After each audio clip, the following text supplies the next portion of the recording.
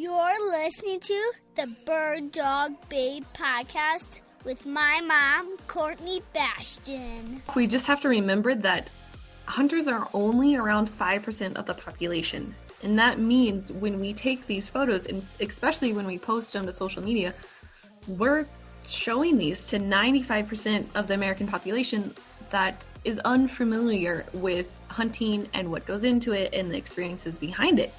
So the worst thing we can do is, as hunters, is turn a non-hunter into essentially an anti-hunter, right? Like, we need to be very careful and intentional about what we post, and we need to do it in a way that resonates with people who don't hunt. I mean, it's just, if we want our numbers to increase, we need to do it in a way that excites and encourages, and have, non-hunters ask questions versus essentially shutting down and having a very concrete opinion about hunting.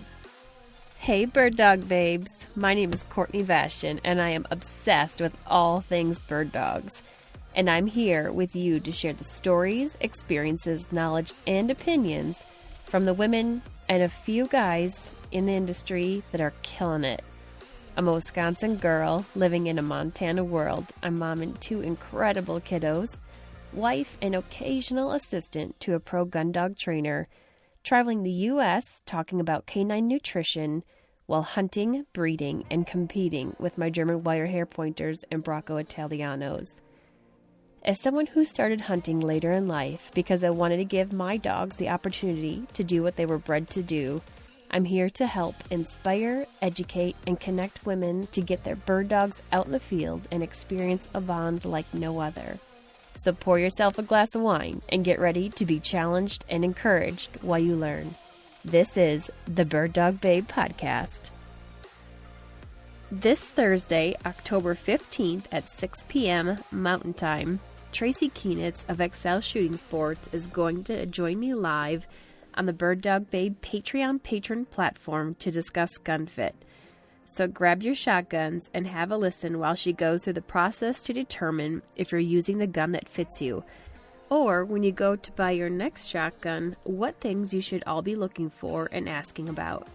She'll also be discussing mount and other strategies to improve your shot. And I can tell you from personal experience how important it is to shoot and hunt with a gun that fits you properly. If you aren't already a Patreon patron, go to patreon.com/thebirddogbabe to join. Today's guest is Sonya Smith, the Communications Director of Montana Wildlife Federation. Sonya joins me to discuss the organization, Grizzly Bear Management, Montana's BLM Public Access Program, CWD and carcass dumping, as well as the how-to and importance of taking responsible and ethical hunting harvest photos, and the impact those photos have when posted to social media. All right, let's get after it. Thank you to sponsor Dakota 283, unparalleled protection for traveling to and from your favorite hunting spot. Dakota 283 kennels are a premium quality roto-mold with recessed handles on top for convenient and safe tie-down, and makes it easy to lift up into the truck. I love the secure door frame with high security locks, so I know my dogs are safe when I need to stop for fuel. An added bonus is the drain hole in the back, which makes cleaning a breeze when your dog has been run hard and put away wet. Head over to Dakota283.com and use promo code BirdDogBabe for a 10% discount. Thanks to sponsor Xcel Shooting Sports, elite dealer of Cesar Guarini, Fab Arm, and Siren shotguns. Siren is the world's only full line of shotguns created for the female competitor, hunter, and shotgun enthusiast. Xcel is one of only 4 demo centers west of the Mississippi. They give you the opportunity to actually try out a gun before you walk out the door with it. As an elite dealer for Cesar Guarini, Xcel offers their customers unlimited pit stops of free service and tune-ups on all shotguns. A great way to have your gun in top condition for the upcoming hunting or target season. In addition, they're offering an exclusive deal to all of the Bird Dog Babe listeners for a free gun slip with each purchase, a $90 value.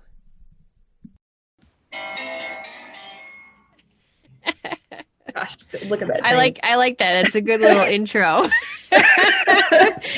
Welcome to the podcast, Sonya. Just going to put that on airplane mode. That was awesome. I like it. All right. So Sonya, you are with us today, and I appreciate you coming on the podcast. Sonya is with Montana's Wildlife Federation, and you are the communications director. Yeah. Hi, Courtney. Thank you for having me on today.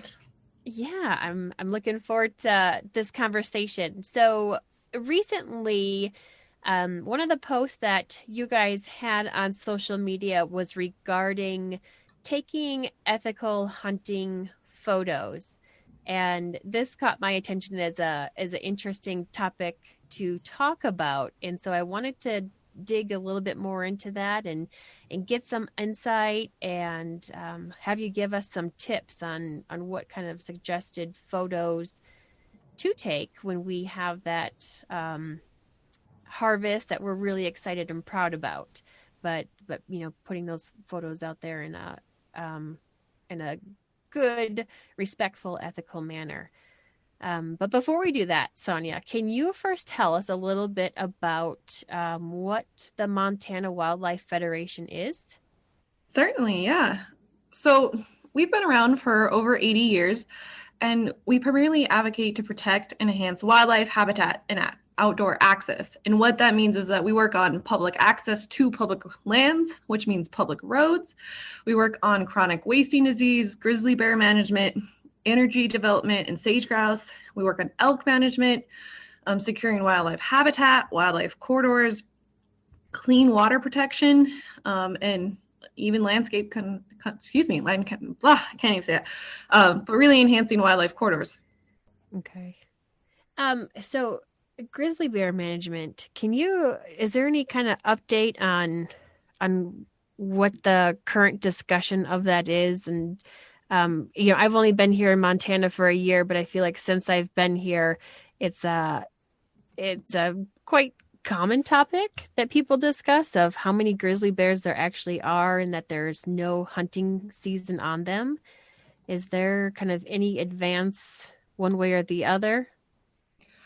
No, it's kind of at a standstill at the moment. And MWF, we support hunting season, but it was one of those when we want to make it very clear that the populations not only needed to reach certain numbers, but we didn't want to draw essentially a hard line and have any bear past this is now a threat, and work better with homes and ranchers and start implementing things like carcass removal and bear resistant trash cans, and put all those things in place so that when these grizzlies start expanding out into the landscape more as they have been, that humans and bears can essentially cohabitate the same landscape. So has there been an increase of a nuisance with the issue?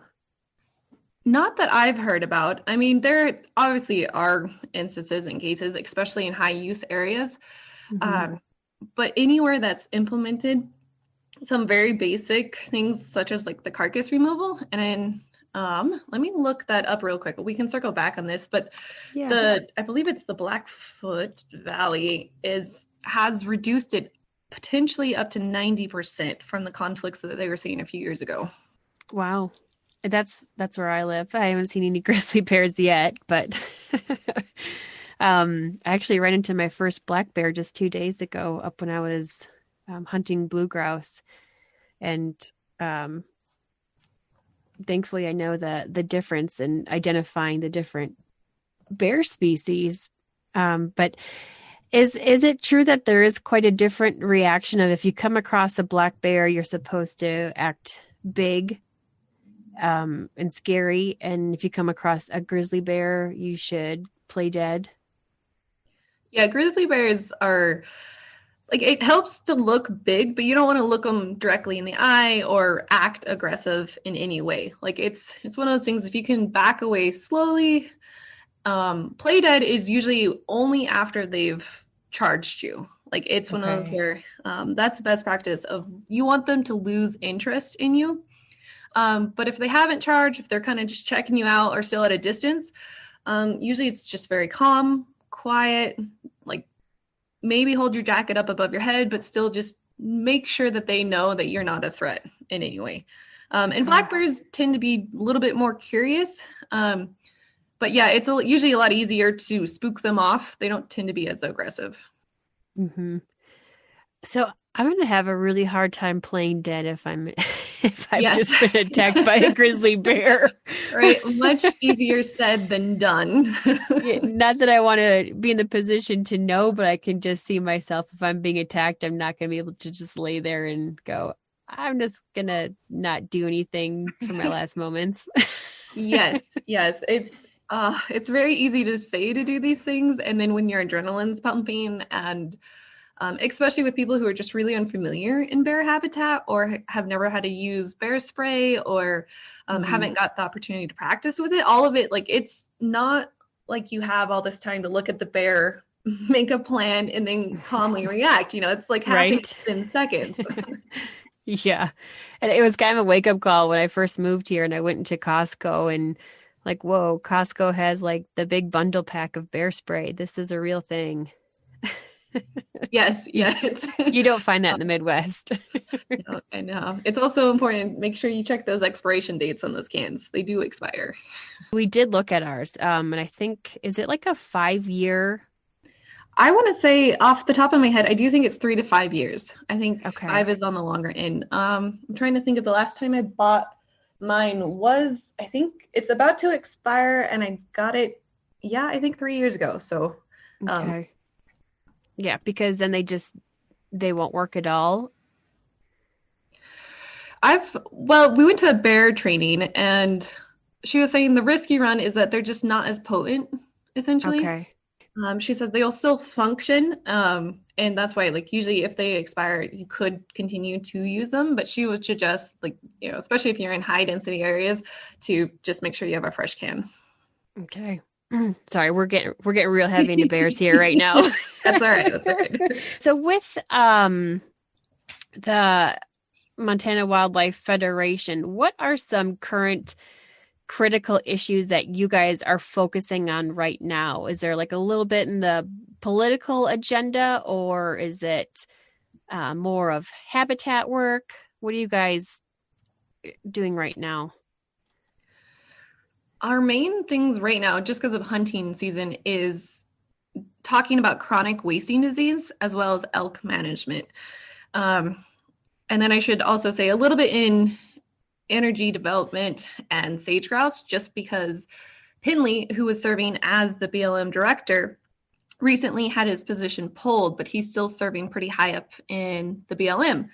And so that gets us into discussing pretty much all of his decisions that he's made within the last couple of years, as while he was illegally serving in this position. So those have all kind of been big things. And the reason why Pinley, the topic of him and his position is so huge is because, like, the Lewistown Resource Management Plan came out recently, and it opened up 90% of it to oil and gas leasing. And we could talk about that for forever. But the Lewistown RMP has amazing habitat and wildlife and hunting opportunities, and it is just gorgeous up there. Have you been up there? I have. That's actually a really common area for upland bird hunting. I know people come from other states and go to that area specifically for birds. Yeah, so this is one of the ones where it was all opened up. Like, so there was the public comment area. There was multiple times of, like, we worked heavily with the Montana Wilderness Association and trying to get this habitat essentially protected. So what it does at a glance is that the Lewistown Resource Management Plan decided how the BLM would manage this land for the next 20 years. And it's just known as being one of the best big game hunting areas. And you just informed me also upland bird hunting, which I was unaware of. But it manages over, I think it's 650,000 acres of public land right in the heart of Montana. And it's just a very critical area to have it be opened up to leasing, which The way oil and gas leasing, I'm trying to find words to sum it up briefly, but usually when it's leased, it stops other conservation efforts from happening because that's now what that land has been obligated for, even if it's never developed. So they would be doing oil in there? Is that what you said? Potentially. It is what it's leased for, even though it's not, it's been surveyed and it doesn't have like a high rate of return. So even way back in, I think the Lewistown RMP process started in, at least MWF got involved in 2012, and the scoping period went back as far as 2016. And we've been trying to advocate for a balance between oil and gas drilling and conservation. I think like where we know that energy development has to happen in some form, but it doesn't always have to be one or the other, and especially where you choose and the amount and all of these factors that like fall into it. And so really what's at stake with this is, have you been up to the wildlife refuge up there and the national monument? No, I have not.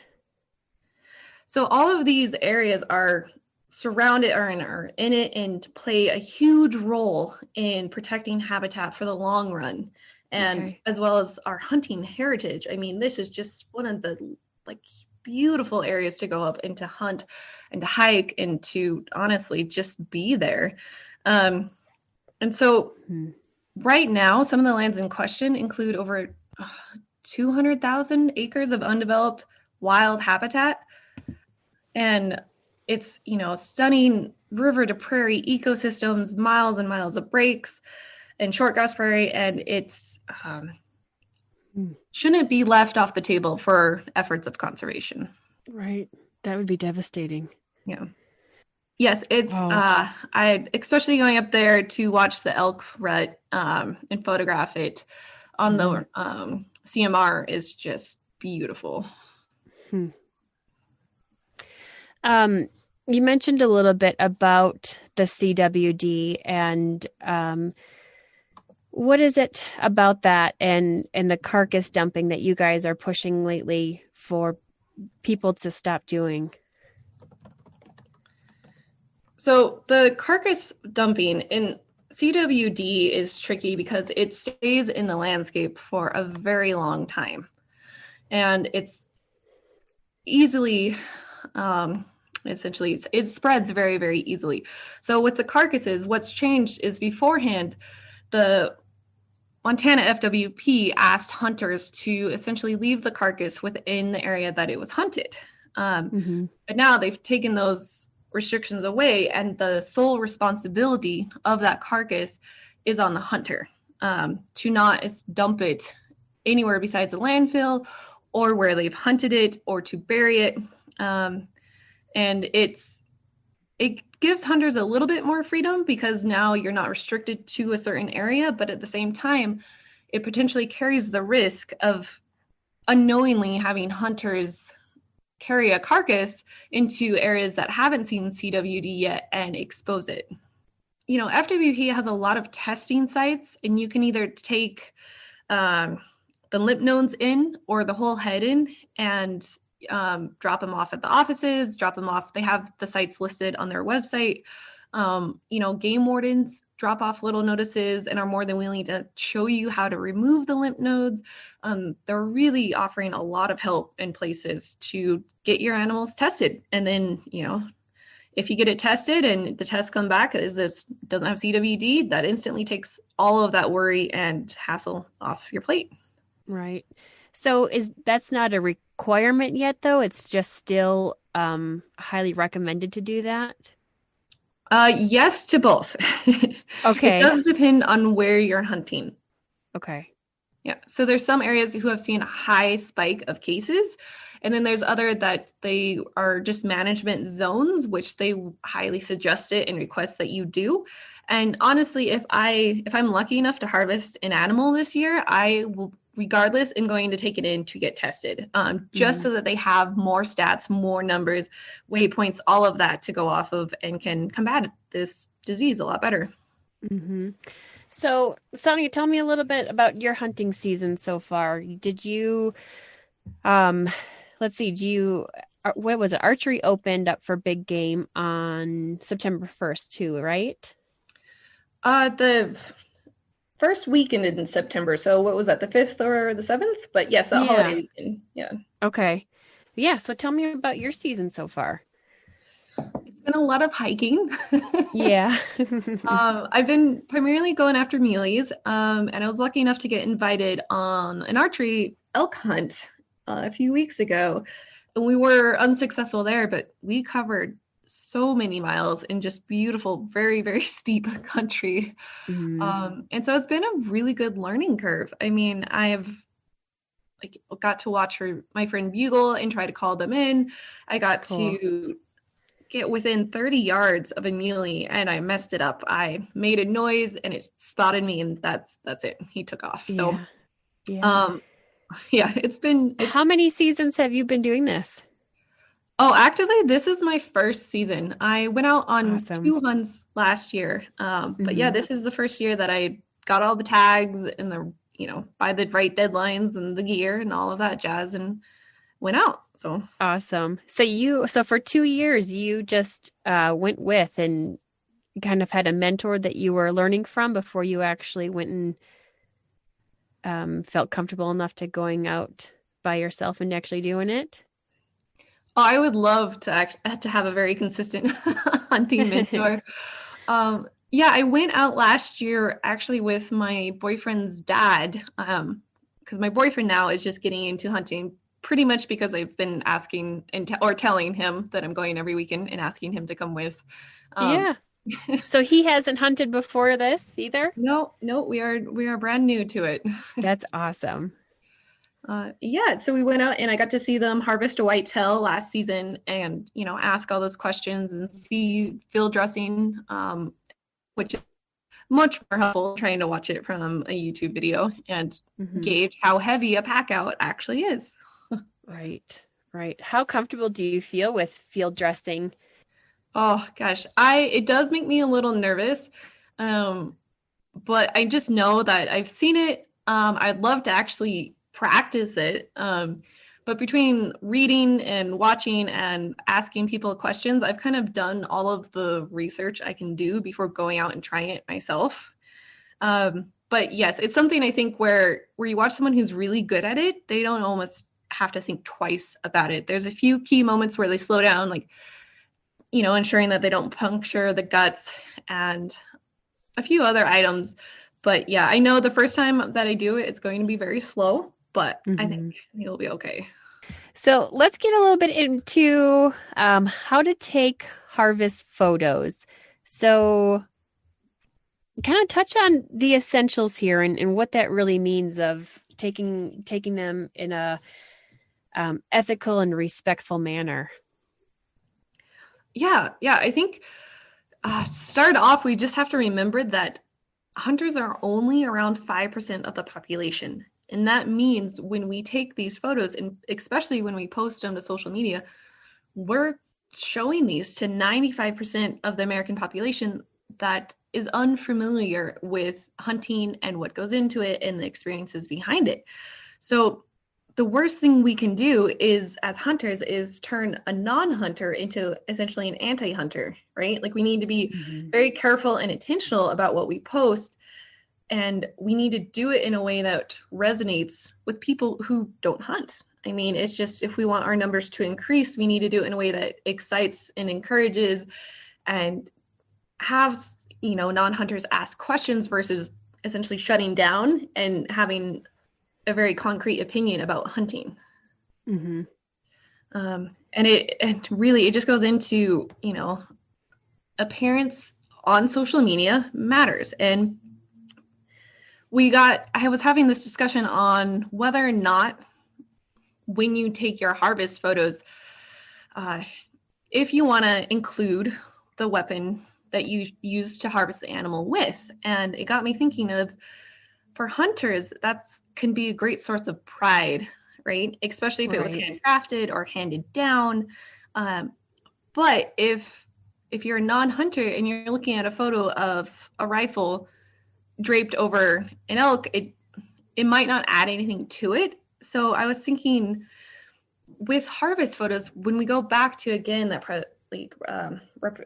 presentation matters, and showing respect for the animal matters, is I think like include it, but make sure you include the legal weapon in a way that shows that it's done safely and ethically.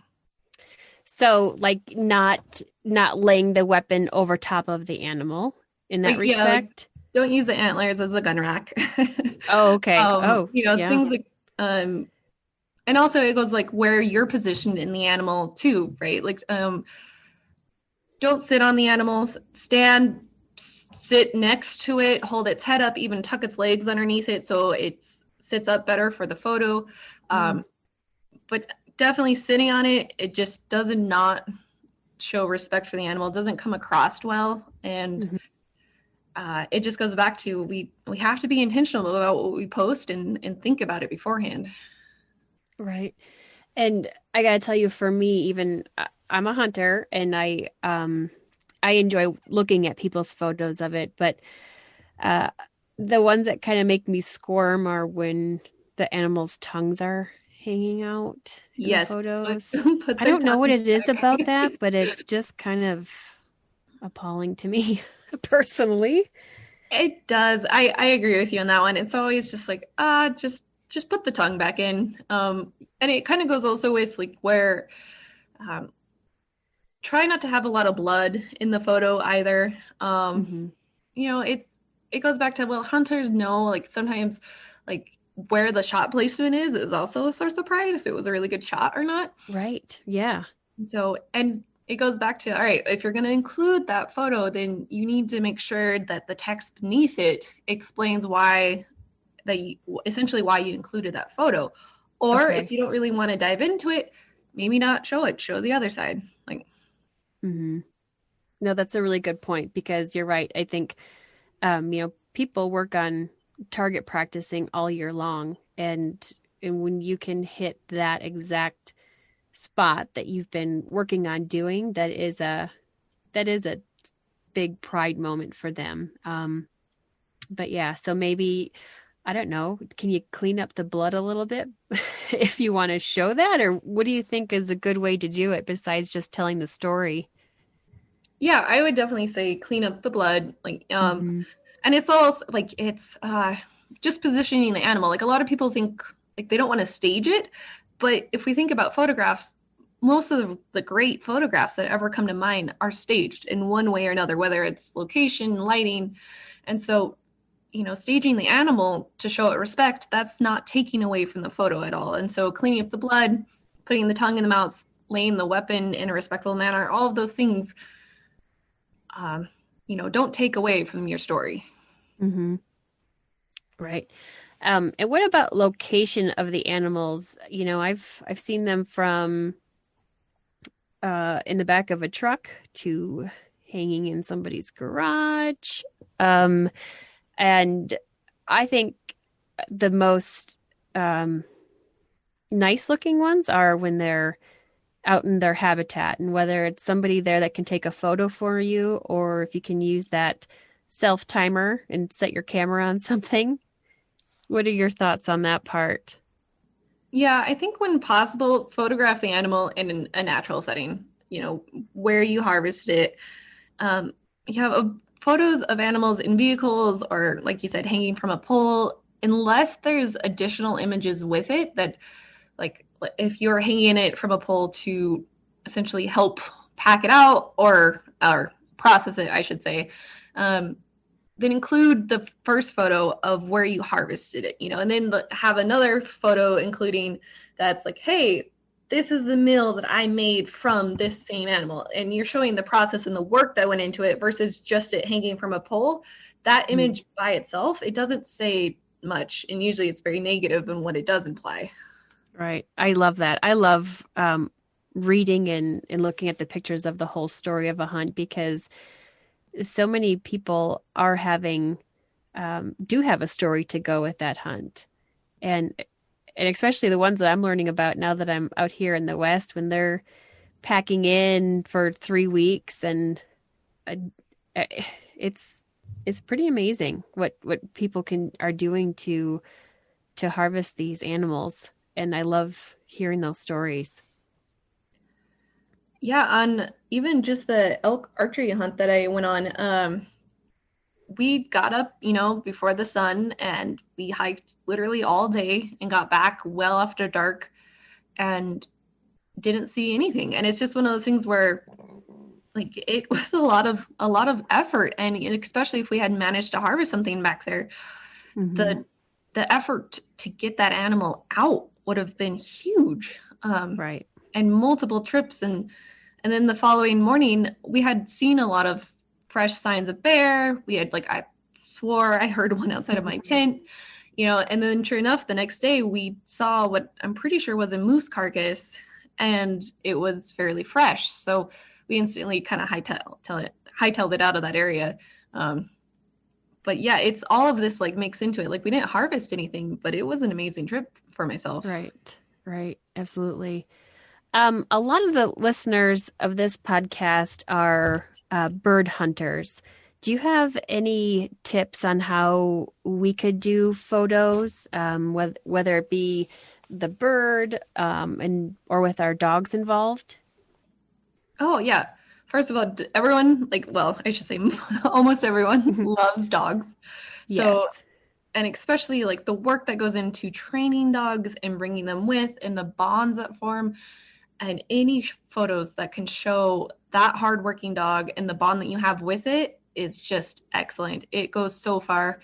And also birds have awesome feathers. If you take time to really look at the colors of them, Yeah. even a turkey feather, if you hold it in the right light, it's just gorgeous. They're beautiful. Yeah. And so usually where people make the mistake with bird hunting is because the quota is a lot higher. So let's say it's 20, 30 even. Don't put them in a big pile and just take a photo of the pile. Yeah.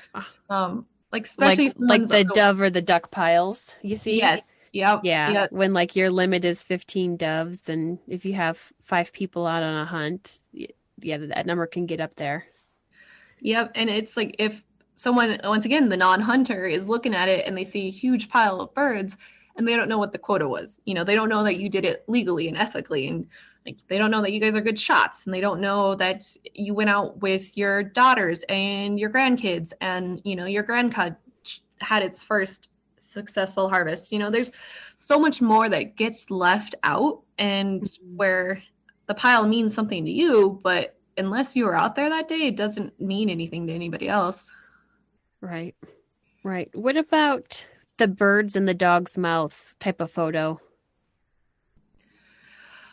That goes with adding context and then text, I think, just because, Okay. especially someone like you who's very familiar, why that's such a prideful moment, Mm-hmm. and explaining why, it just goes into offer a little extra context, explain why you felt like that was a photo worth taking. Mm-hmm. And honestly, anyone who's ever trying to train dogs, instantly appreciates that photo. Right. Yeah, getting a clean retrieve on a dog does, for most dogs, it does take some effort and training put into them to have them bring that clean to hand and not, chew up the game before it gets to you, not to leave it out in the pond. So, yeah, that is something that I appreciate. I do like to see a lot of the dog work involved in the photos. And even with it's, I've been trying to train my pup, and she's not meant, she's a lab Pyrenees mix. She's not an official hunting dog in any way, but we've been putting an orange vest on her and taking her out with us to train her to get her used to shots and to stay behind. And it's for me, that's even just the baseline of training a dog in hunting, and to get a dog fully almost hunting dog certified is very impressive. It's a pretty cool thing, that's for sure. And even in dog training, some of the things that people do in training dogs, especially with duck work, to get, because it's very hard to do duck work and duck training if the ducks are just flying away. And a lot of times you'll see the use of duct tape over the wings or the feet, and I think that doesn't display the best things to the general public either. So I think just becoming a bit more aware of how we're showing up and what we're showing. There's probably better means of putting it out there. Yeah, it goes back to understanding the impacts of our actions and understanding how we share our stories and how those will lead to lasting impacts. And those will either be negative or positive. Mm-hmm. And trying really hard to bring not only an understanding, but appreciation for hunting and conservation and wildlife management into our stories, because that is a big part for so many hunters out there that just often, like, we know it, but we just forget to tell it. Mm-hmm. And I think it could eventually be a quick ending to a lot of our dog competitions and dog sports, the things that we enjoy doing, if we can't portray that in a positive light, because people will just have that much more incentive when they see those types of things happening to go after them and get it shut down. Yeah. Yep. And it's just, it's easy to be like, they're anti-hunting. And it's like, yes, but have we asked why? Have we asked like what content they've seen? Have we dug just a little deeper? And also, are we putting our best foot forward here? Good point. Yeah, you're right. Is it something that we're doing that's turning them off, that doesn't make them want to do it? Yeah. And I think just for me, like it's, when I started hunting, I was never anti-hunting. I just was very unfamiliar with it. So I would see media and content, and some of it would just instantly have me be like grimacing, and others would leave me confused. And then I would see conflicting stories. And it's, now that I've started getting into it, it's easier to understand why, because there's such variety in landscape and the game that you're pursuing. And, you could go on and on. But I think just talking to other hunters is that they're so familiar with it. They grew up with it. They've done it for numerous years that they just take a photo and post it, and they have all this background information on it. And then they add in one sentence with the photo and all of that gets lost. Right. Yeah, you're right. What is it that and kind of enticed you to get started in hunting? I like owning my impact. I usually try to eat very local based foods, whether or not it's from my garden or, the farmer's market or places like that. And I also like the fact that it just made me feel, honestly, like a badass. Like I feel very accomplished to go out and to be sufficient to do so. And I, especially as, an adult woman learning how to hunt on her own, pretty much. Mm-hmm. And do you have kids as well, Sonya? I do. Yeah, I have a 9-year-old and a 4-year-old. That's awesome. What great ages. Do you get them involved at all right now? Oh, yeah. Ava, the older one, she's been out bow hunting with me, and we've been taking them to the shooting range to get them accustomed to, gun safety and the noise and everything associated with it. And Arya, the young one, got so excited when we finally bought her camo, and we're going to take her antelope hunting with us, because usually we don't go as far from the truck. Yeah, I love that. And so what are your thoughts on having the kids involved with photos? I try to always, actually, I notice myself when I go out is I end up having a lot more photos of the girls doing hunting things than anything else. Just because I can see their sense of pride in it. Like when they started to be able to identify signs and beds and fresh poop and all the things that we're looking for. And, they've started getting up at 4:35 in the morning on their own and getting dressed and just being excited to go. And so I think include the kids, show that you're teaching the next generation, and show the work that the kids are putting in themselves. And so it's been, for me, like really rewarding to see photos of them up at the crack of dawn, out with me trying to harvest an animal. Yeah, I love that. That's my favorite too. And you're right. I don't always take photos when I'm out hunting. But when the kids come with, I feel like it's just really precious moments to have them there doing that. Last week I took them both out with me on a little grouse hunt, and we didn't get into any birds, but Burke, my 6-year-old, said, like, we got back to the truck, he said, "Mom, I know we didn't get any birds today, but this was the best hunt I've ever been on. And I think you should mark this spot on your Onyx maps." Aww. So that we come back here again. And I've never taught him about Onyx or how to navigate around. And it's so incredible, the things that they pick up that we do and what we talk about and all the different parts of the hunts, that they're associating that, and it can come back and make comments like that. You just think, wow, they really do pick up on a lot. And it's important how we are portraying this entire sport to them and how we're getting them involved. Oh, exactly. And that was an adorable story, by the way. It's so much more of not what's put in your bag, right? It's about being out there and doing it and having the experience. And, here I thought, because I had my daughter on my back, so it's never the most fun hunt for me when I'm carrying around 35 pounds on my back and trying to shoot a gun and making sure she keeps her ear protection on. But for him, it was the best hunt he had ever been on. And he fell into the creek. We were just 20 yards from the truck, so he went that whole time with wet socks. I didn't complain. And so to set them up for that adventure and that fun is just so huge. And to get that picture of the smile on their face being out there is a good time. Yeah, it really is. I mean, even the girls are like, I had a couple friends who dropped off livers and hearts last season, and we're cooking them up, and sure enough, the first time they didn't want to touch it, they didn't want anything to do with it. And then now they're actually kind of bugging me. They're asking me why I haven't been successful yet, because they want to eat the liver and they want to eat the heart and they want like all these awesome recipes that we made. Right. And I'm like, I'm working on it, kiddos. Like that is so awesome. So how did you navigate that with them then? For the first time, you actually said, okay, tonight you guys are going to try liver and heart, or did you just set it up on the plate and say, this is dinner?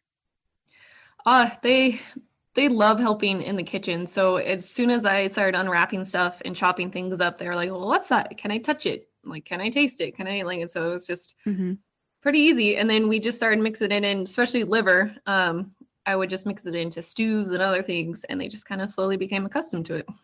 Oh, nice. So how do you prepare the heart? I love dressing it in balsamic vinegar and letting it sit for a couple hours and doing it with like rosemary and a little bit of sage, and then just grilling it up. It's really good. So cutting it into like slices. Yeah. So liver takes a little bit more work. Usually it's a 2-day milk bath, but. Okay. So you're letting it soak in milk. Yeah. Liver has I mean, you can always tell that it's liver. It has its own taste. But yeah, usually you just let it sit in milk for a couple days and then season it, and definitely don't overcook it. And it's pretty good. You can add it into almost everything. Okay. Is that something that you would put on the grill too, or no? No, I tried that once and I instantly almost overcooked it. And it's with liver, if you overcook it, it is beyond chewy. Okay. Really That's hard good to know. I mean, I'm like interested in trying something one time, but I just know if it's not prepared right, it's not going to be something I ever try again. So I would start with heart just because I think it's delicious, and I think it's easier to prep and cook without, like, you have more wiggle room essentially. Okay. So have you ever tried tongue? No, I haven't. Have you? I haven't, no, but my friend Hannah said that that's her favorite, and we had an episode together and she went real into it. and how she serves it up on a cracker. So Really? I just had wondered with you, doing those other organs that aren't necessarily something that you can pick up and saran wrap in the grocery store. I thought maybe you've tried that too. I would like to. I'm always kind of curious on how you even start to approach it. Like, do you skin it or cook it all? Okay. Well, you're going to listen to my I don't know what episode number it is. It's with Hannah Nickenow, and I call her the sagebrush guru. But yeah, she went real in depth with how to prepare it. So Okay, I will yeah. listen. So go listen to that one. It's real good. She almost lost me. I turned pretty green. She looked at me and she's like, "Are you doing okay?" Because I have like a super not strong palate at all. But I appreciate people that do. So, what else can you tell me? Oh, the virtual celebration you guys are doing now. So in the past you had the Montana Wildlife Conservation Celebration, like a big event that you all got together. Yep. Yeah, usually it was in Helena. Last year we had it up in Lewistown. But yeah, it'd just be a couple hours one evening. And, due to COVID, we have brought it all online. And we're actually spreading out between the 15th of October through the 20th. And everything's free. People just have to register.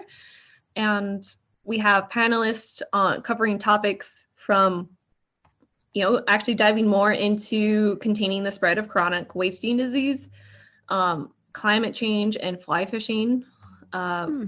We're having a roundtable with all of our affiliates, or I shouldn't say all of them, several of them, to talk about how grassroots conservation in Montana and how it's been growing and how to get involved. We've been talking about public access to public lands. We're having a hunting film tour, virtual movie night, which, cool. Yeah, it's going to, a couple hours of short films of different hunters out on the land. And then a legislation preview. So we're going to cover, we're very active in the legislation. So we cover a ton of bills every time it's in session, and we kind of go over how to stay updated on that. And also if you want to get involved and get updates. And actually a few things we've already talked about here is we're going to go into the Charles Russell National Wildlife Refuge and bison reintroduction and what it could look like. Voices of conservation, how to, how hunters and anglers are speaking up for wildlife while they're diversifying outdoors. And then we're going to wrap it up with our business and board meeting, which is also open to the public. Awesome. So is that something that's going to be a live event each one of those nights, or will those kind of be streaming throughout the day? How's that going to work? Oh yeah, they're all in the evening. Usually they'll happen between like 4 and 8 p.m. Okay. And so the panelists and our staff is going to be on Zoom, and we'll have it live streaming to our YouTube channel. And so if you register, we'll send you the link to that, and you can watch it live or come back in and watch it later, but that link will be private. Cool. And we can find that on the website? Yeah, I actually just got our agenda up, and it's also as our only upcoming event on our Facebook page. Okay. And you guys just revamped your entire website too recently, because I had looked at it, I think like maybe a month ago, and then again yesterday, and everything, it's like super easy to navigate and it's really pretty. So is that what you guys did, like an entire makeover? Yeah, yep, just completely dismantled it and built it up again. And I absolutely love hearing that, because this has been a long project in the making, and that's exactly what I wanted. I wanted it to be easy to find information and to be mobile friendly and to just look really nice. What's kind of like the initiative that you guys are doing right now on social media using the hashtag MWFShowsUp? What does that mean? Well, we've thought of that hashtag because we wanted to essentially tell people that we're more than a hands-off. Like, we have boots on the ground. We consistently show up on very difficult issues, from access and the crazies to I mean, elk abandonment, pretty much everything we engage on, and we do it consistently. So pretty much if it affects conservation in Montana, MWF shows up.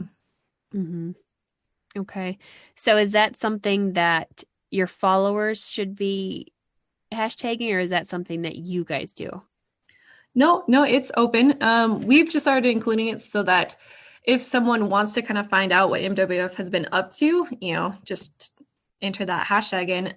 But yeah, we would love people to share it, use it, show how they think MWF is showing up and how they're showing up. So maybe like listeners of this podcast, when we're posting respectful, ethical harvest photos, we can put that on there. Oh, please do. That would be wonderful. Okay, cool. We will do that. Anything else you wanted to touch on today, Sonya? Oh gosh, we've covered so much. We did. Honestly, right. I really want to drive the point home of like, I don't want, and I don't think hunters should stop sharing the harvest photos. I just want to drive the point home that we do have to stop showing only those images. We need to show that we're hunting for the right reasons. We need to tell great and honest stories, and we need to offer the chance for non-hunters to learn and get involved. Mm-hmm. Yep. And I think I've been noticing more and more that people are turning a lot of the photos into stories instead of just using that one-liner of hit my limit today. Yes. Yeah. So I do think it is a trend that is moving forward pretty quickly and respectfully. And I definitely enjoy them. So, but thank you. Thanks for touching on this topic today and all the insight you gave, because it's one of those things that is important that we don't always give enough recognition to. So I'm grateful that you and the organization brought this to a lot of our attention, being a hunter. Yeah, well, no, thank you for having me on and, discussing this topic. It was great. Thanks for listening to another episode of the Bird Dog Babe podcast. If you enjoyed this episode and learned something from the content, please share it with your friends. Please subscribe, rate, and review this podcast on whichever platform you're listening from. Check out the show notes for links to references from this episode, as well as info on how to connect through Facebook, Instagram, and YouTube. If you're loving this podcast and want to support the production and content, please consider becoming one of my Patreon patrons.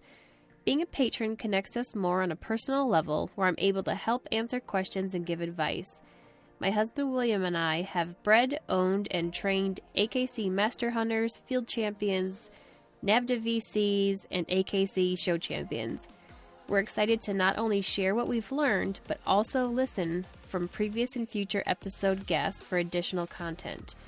Go to patreon.com/thebirddogbabe and $5 per month and you're in. Through the Patreon platform, 5% is donated towards conservation, and an additional 5% is donated to the AKC Canine Health Foundation. Until next week, bird dog babes, keep them versatile.